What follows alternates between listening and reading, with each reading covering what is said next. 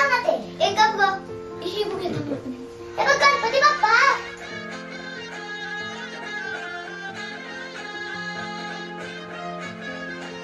बापरे किती मोठा आहे हा गणपती. अरे होय ना.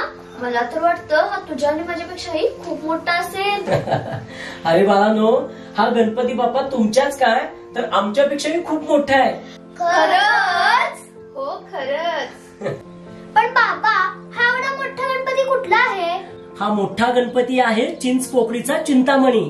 चिंतामणी. पण मामा ही एवढी मोठी मूर्ती कोण बनवतं? मुंबईचे सुप्रसिद्ध मूर्तिकार सिद्धेश दिघोळे यांनी ही मूर्ती साकारली आहे. मग बाबा हा गणपती बघायला पण कधी जायचं मुंबईला? होय होय सांगा ना. ओ बाबा सांगा की लवकर. अरे थांबा. अरे बाळांनो, आता आपल्याला हा मोठा गणपती बघायला मुंबईला जायची गरजच नाहीये. म्हणजे आपल्या निपाणीतील साखरवाडी युवक मंडळ यंदा 18 फुटी गणेश मूर्तीची प्रतिष्ठापना करणार आहे. काय? हो, आणि विशेष म्हणजे मुंबईचे सुप्रसिद्ध मूर्तिकार सिद्धेश दिघोळे यांनी आपल्या साखरवाडीचा राजा या गणरायाची मूर्ती साकारली आहे. अरे वा.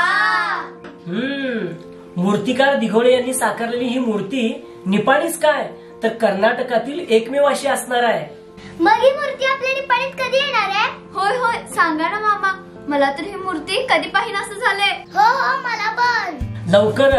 लवकरच आपल्या साखरवाडीचा राजा या गणरायाचा आगमन सोहळा होणार आहे. आणि हो, आपण सगळेजण या सोहळ्याला नक्कीच जायचंय. गणपती बाप्पा मोरया, मंगलमूर्ती मोरया, आमचा गणराया साखरवाडीचा राजा. साखरवाडीचा राजा या गणरायाच्या आगमन सोहळ्यासाठी नक्की या. गणपती बाप्पा मोरया.